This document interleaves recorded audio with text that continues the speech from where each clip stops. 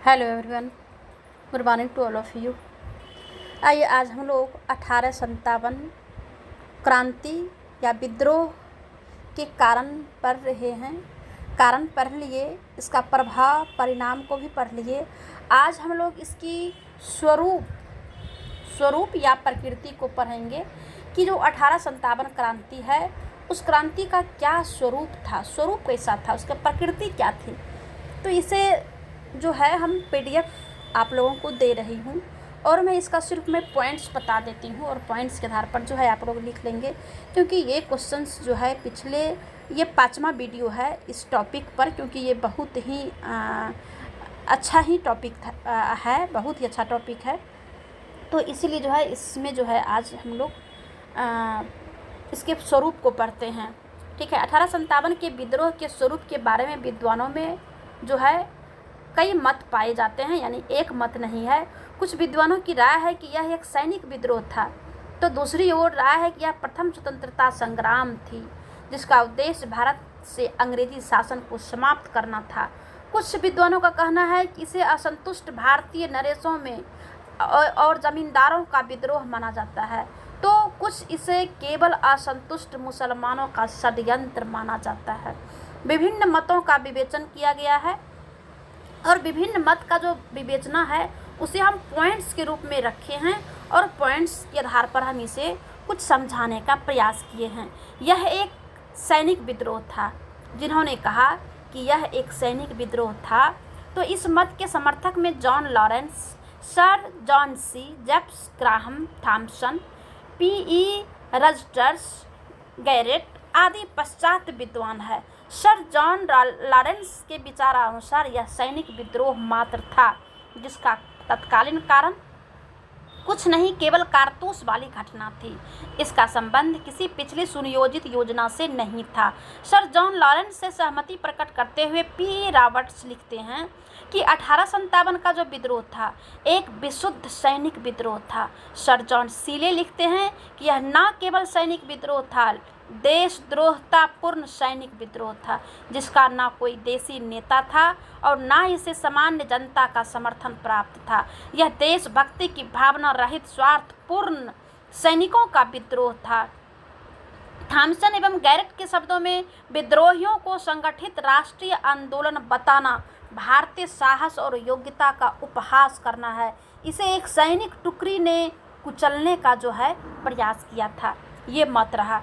जो लोग उपयुक्त मत में से सहमत नहीं हैं उसके विचार अनुसार इसे मात्र सैनिक विद्रोह इसलिए नहीं कहा जा सकता क्योंकि ना इसमें कभी सभी सैनिकों ने भाग नहीं लिया। उस समय की 3 प्रेसिडेंसियों में से केवल एक प्रेसिडेंसी के सिपाहियों ने ही 1857 के विद्रोह में अंग्रेजों के विरुद्ध भाग लिया। किसी भी समय 25% से अधिक भारतीय सैनिकों ने इसके साथ भाग नहीं लिया था। इसी वजह से इसे जो है कुछ जो विद्वान सैनिक विद्रोह नहीं मानता है तो उसके लिए जो है यही है कि उनका कहना है कि सारे सैनिकों ने क्यों नहीं भाग लिया। जब भी विद्रोह हुआ तो मात्र 25% ही सैनिक विद्रोह लिया। जैसे कि कहा जाता है कि 3 प्रेसिडेंसी में से मात्र एक प्रेसिडेंसी ने ही भाग लिया, तो इसे हम लोग सैनिक विद्रोह कैसे कह सकते हैं। तो आप लोग अपना विचार जो है इसमें प्रकट करेंगे कि 1857 का जो विद्रोह है वो कौन सा विद्रोह है, सैनिक है या फिर और कोई सैनिक है या नहीं है। ठीक है, दूसरा जो कारण बताया, जितने सैनिकों ने विद्रोह में भाग लिया उनका केवल मात्र अपने हितों और स्वार्थों की रक्षा करना नहीं था, वे तो भारत को विदेशी सत्ता से छुटकारा दिलाना चाहता था। तीसरा जो कारण है कि इस विद्रोह ने केवल सैनिकों ने ही नहीं अपितु देशी राजाओं, नवाबों और जमींदारों ने भी भाग लिया था। इस विद्रोह में अनेक शिल्पकारों एवं अवध के सैनिकों ने भी भाग लिया था। चौथा जो कारण है कि यदि यह केवल सैनिक मात्र विद्रोह था तो अंग्रेजी सरकार ने गैर सैनिक जनता पर क्यों जुर्म ढाए। अंग्रेजों ने न केवल विद्रोही सिपाहियों को ही कुचला अपितु दिल्ली, अवध, उत्तर पश्चिम प्रांतों और आगरा, मध्य भारत, पश्चिमी बिहार के लोगों के प्रति भी भीषण और बेरहमी से लड़ाई छेड़ी और उन्होंने गांव को भी जो है जला दिया था। ये 4 पॉइंट्स है जो कि सैनिक विद्रोह नहीं मानता है। ठीक है, दूसरा जो कारण है कि यह अंग्रेजों के विरुद्ध मुसलमानों का षड्यंत्र मात्र था। कुछ लोगों का कहना है कि यह अंग्रेजों का जो है मुसलमानों के प्रति षड्यंत्र था। कुछ विदेशी इतिहासकारों और विद्वानों की राय है कि 1857 का जो विद्रोह है यह अंग्रेजों के विरुद्ध मुसलमानों का षड्यंत्र मात्र था।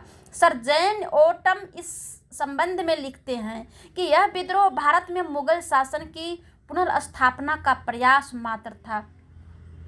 जो विद्वान इस मत को मान्यता नहीं देते, उनके अनुसार अंग्रेज विद्वानों ने इस तरह का प्रचार जो है अपनी फूट डालो और शासन करो की नीति को सफल बनाने के उद्देश्य से किया। निसंदेह विद्रोह में भाग लेने वालों ने बहादुर शाह द्वितीय को अपना सम्राट घोषित किया। अवध के मुसलमानों ने बढ़ चढ़कर हिस्सा लिया। इसे केवल मात्र मुसलमानों का प्रयास एवं षड्यंत्र बताना निम्न आधारों पर जो है गलत साबित होता है। देखिए, पहला जो कारण है कि इस विद्रोह में झांसी की रानी लक्ष्मीबाई, नाना साहब, तत्या टोपे, बिहार के जगदीशपुर के जमींदार कुंवर सिंह आदि ने बढ़ चढ़कर भाग लिया, जिनकी भूमिका किसी भी तरह मुस्लिम नेताओं से कम महत्वपूर्ण नहीं रही। तो क्यों कह सकते हैं, हम कैसे कह सकते हैं कि मुसलमानों का षड्यंत्र था। दूसरा जो कारण है कि इसमें केवल अवध, दिल्ली, बरेली, फैजाबाद की मुस्लिम जनता ने ही भाग नहीं लिया, बल्कि अनेक स्थानों की हिंदू जनता के साथ साथ बनारस, इलाहाबाद, कानपुर, झांसी आदि की हिंदू जनता ने भी भाग लिया था। तो हम कैसे कह सकते हैं। अगला जो पॉइंट है कि यदि यह एक मुस्लिम षड्यंत्र था तो हैदराबाद का निजाम भी इसमें अवश्य भाग लेता, क्योंकि वह एक प्रसिद्ध और प्रभावशाली राजा था। साथ ही सारे मुस्लिम शासक और जमींदार एक साथ भाग लेते, लेकिन ऐसा नहीं हुआ। तीसरा जो कारण है, यह विद्रोह असंतुष्ट जमींदारों और सामंती विद्रोह था। असंतुष्ट जमींदारों और सामंतों का विद्रोह था। अनेक देशी एवं विदेशी इतिहासकारों और विद्वानों इसे असंतुष्ट जमींदारों, सामंतों और विशेषाधिकार प्राप्त व्यक्तियों का अंग्रेजी सरकार के विरुद्ध बगावत मात्र मानते हैं। उदाहरणार्थ डी ताराचंद ने यह मत प्रतिपादित करते हुए लिखा है कि यह विप्लव मध्ययुगीन विशिष्ट किंतु शक्तिहीन वर्गों का अपनी खोई हुई सत्ता को प्राप्त करने का अंतिम प्रयास था। ये वर्ग अंग्रेजी नियंत्रण से मुक्ति पाना चाहते थे, क्योंकि अंग्रेजी प्रशासकीय नीतियों ने उन विशिष्ट वर्गों के हितों को हानि पहुंचाई थी। कुछ इसी प्रकार के विचार प्रसिद्ध इतिहासकार A.R. देसाई ने भी व्यक्त करते हुए लिखा है कि विद्रोह को आधुनिक अर्थ में राष्ट्रीय नहीं माना जा सकता। इसके पीछे जो भावनाएं थी वे विदेशियों के विरुद्ध थी, लेकिन इस विद्रोह का कोई निश्चित राष्ट्रीय स्वरूप नहीं था। इस विद्रोह में जिन विभिन्न तत्वों ने भाग लिया उन्हें कभी यह बोध नहीं हुआ कि वे एक ऐसे राष्ट्र के अंग हैं जिसका सम्मिलित आर्थिक और राजनीतिक अस्तित्व हो सकता है। ठीक है, ये भी रहा। चौथा जो पॉइंट है साथियों, यह एक राष्ट्रीय विद्रोह था। कुछ विद्वानों का कहना है कि यह एक राष्ट्रीय विद्रोह था, यानी कि पूरे राष्ट्र के लोगों के लिए विद्रोह था। भारतीय इतिहासकारों और विद्वानों ने इस विद्रोह को भारतीय जनता का प्रथम स्वतंत्रता संग्राम कहा।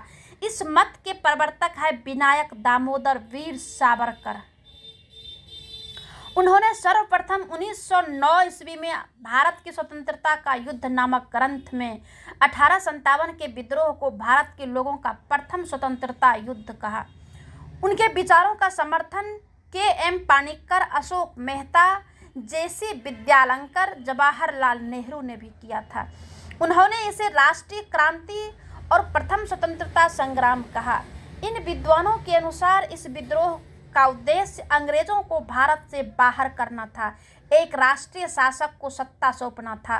क्योंकि इसका क्षेत्र बहुत व्यापक था, यह विद्रोह चर्बी वाली घटना के तुरंत शीघ्र फैल गया और इसमें सैनिकों, कई जमींदारों, राजाओं के साथ साथ साधारण वर्ग के अनेक लोगों ने भी भाग लिया था। डॉक्टर पानिक्कर के शब्दों में क्रांति का उद्देश्य अंग्रेजों को भारत से बाहर निकालकर देश में एक राष्ट्रीय राज्य की स्थापना करना था। इस दृष्टिकोण से यह गदर अथवा विप्लव न होकर एक राष्ट्रीय क्रांति थी। कुछ इसी प्रकार के विचार पंडित जवाहरलाल नेहरू ने अपनी पुस्तक डिस्कवरी ऑफ इंडिया में व्यक्त किए। यह सैनिक क्रांति से कहीं अधिक था। यह जल्दी ही फैल गया और इसने लोकप्रिय विद्रोह भारतीय स्वाधीनता के संग्राम का रूप धारण कर लिया। प्रोफेसर शशि भूषण चौधरी ने अपनी पुस्तक civil rebellion in the Indian mutiny में इस विद्रोह को सामान्य जनता का विद्रोह बताया था। साथियों, इन्होंने जो है सामान्य जनता का विद्रोह बताया था और इसे सामंती विद्रोह नहीं मानते हैं, क्योंकि इसमें जमींदारों एवं तालुकदारों ने न केवल सामंती पद्धति के आधार पर संघर्ष में भाग नहीं लिया, उनके समर्थक उनके अधीन रहने वाली कृषक जनता मात्र ही नहीं अपितु उस क्षेत्र की समस्त जनता का उसका समर्थन रही थी। अशोक मेहता ने अपनी पुस्तक 1857 की महान क्रांति में लिखा है, 1857 का विद्रोह केवल सैनिक विद्रोह न होकर एक सामाजिक ज्वालामुखी थी, जिसमें दबी हुई शक्तियों ने अभिव्यक्ति प्राप्त की। कुछ अंग्रेज इतिहासकार भी 1857 के विद्रोह को महज सिपाहियों का विद्रोह न मानकर यह स्वीकार करते हैं कि इसका सामाजिक आधार अधिक व्यापक था। उदाहरण के रूप में डॉक्टर एफ ने कहा है कि अगर यह केवल सैनिक विद्रोह मात्र होता और जनता की इसके प्रति सहानुभूति नहीं होती और इसे जनता की सहायता नहीं मिली होती, जिस तरह की कुछ निर्णायक विजयें हमें प्राप्त हुई वे इसे खत्म करने के लिए काफ़ी थी। यह सच है कि सैनिक विद्रोह मात्र नहीं था, परंतु यह विद्रोह जन क्रांति था। लेकिन कुछ विद्वान 1857 के विद्रोह को जन क्रांति या प्रथम स्वतंत्रता संग्राम निम्न तथ्यों के आधार पर नहीं मानते हैं। पहला है, यह विद्रोह कुछ ही प्रांतों में विशेषकर शहरों तक ही सीमित रहा। दूसरा है, इस विद्रोह में अवध को छोड़कर किसी भी प्रांत के साधारण जनता ने भाग नहीं लिया। तीसरा है, कुछ विद्वानों के अनुसार आधुनिक राष्ट्रीयता की भावना का भारत में विद्रोह से पूर्व पूर्णतया अभाव था। इस भावना के आधार में अभाव में हुए किसी भी विद्रोह को राष्ट्रीय क्रांति का स्वतंत्रता संग्राम कहना गलत है। तो साथियों, ये रहा। इस वीडियो को आप लोग शेयर भी करेंगे, क्योंकि ये यूट्यूब टीम का हमें जो है बार बार इंस्ट्रक्शन आता है कि आप जब भी पढ़ाएं आप इसे मोटिवेट करने के लिए बच्चों को कहें कि इसे लाइक करें, कमेंट्स करें और शेयर भी ज़रूर करें।